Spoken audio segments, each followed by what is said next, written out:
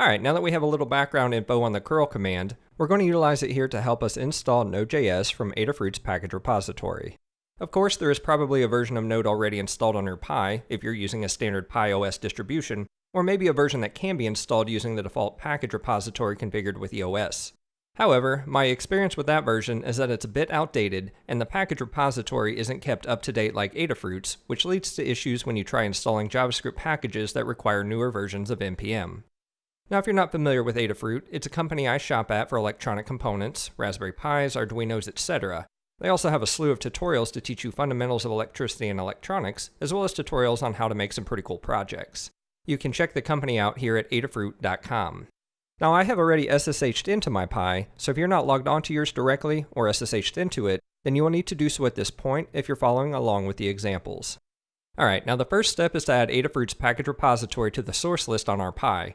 This way, when we run the actual install command here in a minute, it pulls the source for the Node.js application from Adafruit instead of the default package repository already configured with the OS distribution you're running. Now we do this by running a curl command that pulls down a script on Adafruit's site that executes all of the commands to configure the source list. So I'll just type in curl, and then give it the SLS options. The lowercase s tells curl to operate in silent mode, which suppresses any output from curl directly, including progress and error messages. This really minimizes the amount of text displayed in your terminal window. Now, if you prefer to see what's going on, you can certainly omit this option.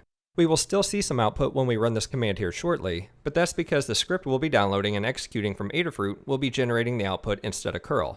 You can also use the more verbose option of --silent instead of -s as well. Now, the uppercase L stands for location. A server may respond to a request stating that the location of the requested URL or page has changed by adding a location header with a new URL to the response along with an appropriate response code. If that's the case, the capital L option here will tell curl to retry the request using the new location. You can also use the more verbose alternative of --location instead if you prefer. And then finally, the uppercase S tells curl to display any error messages if the command line fails. This option is only used when the lowercase s option is specified, since it suppresses all messages, including errors, which we're using in this case. If you don't use the silent option, then this uppercase s option doesn't make any sense to use, since curl will spit out any error messages alongside the informational messages by default. Essentially what we're telling curl here is, hide all informational messages, but let me know if this command spews any error messages. And of course, this option, like the others, has a verbose alternative as well, which is --show-error.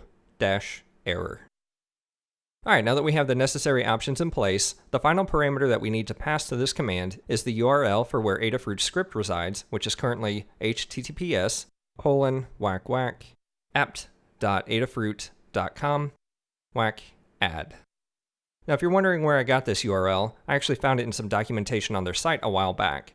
Now if you're also curious as to what their script looks like or does, you can punch that URL into a web browser and check it out, which I'll just do here really quickly to show you.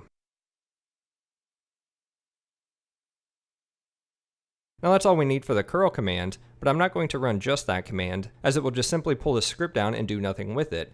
So in order to execute it, I'm going to pipe that script into a sudo bash command. Now if I just hit enter, curl will pull down the script and bash will execute it, resulting in Adafruit's repository being added to the source list. Alright, now that the script has run, I can actually install Node.js, which I'll do using sudo apt-get install node.